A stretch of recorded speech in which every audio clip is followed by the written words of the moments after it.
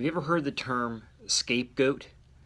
Did you ever wonder where that came from? Leviticus chapter 16 tells us where it came from and why.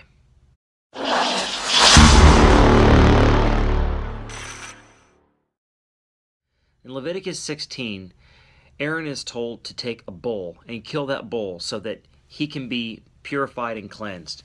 And then he can go and help purify the sins of the people. He was to take 2 goats.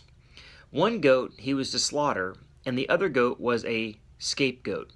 He would place his hands on the head of that goat, putting all the sin of the people of Israel on that goat and confessing their rebellion, their pride, and their various sins before the Lord.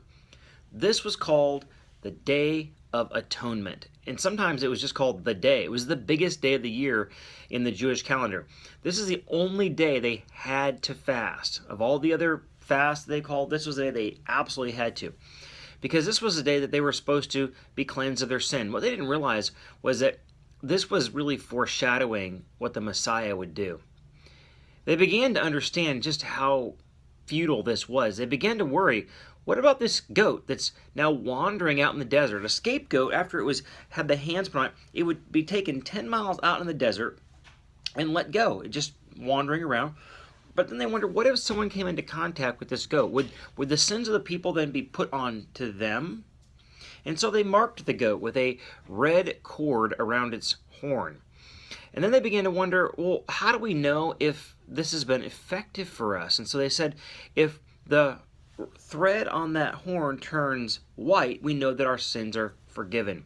And so they would watch for that. The 40 years before the destruction of the temple, Jewish historians tell us the thread never turned white. And so they started to just kill this goat because they didn't want to have it come back into their lives in any way, shape, or form.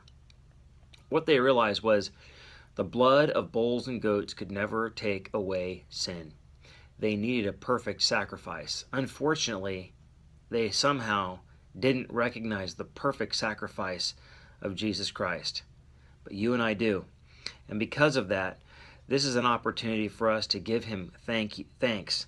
And each day we wake up and we confess our sins before him. We just need to thank him for his perfect sacrifice and never take for granted what he did for us on the cross.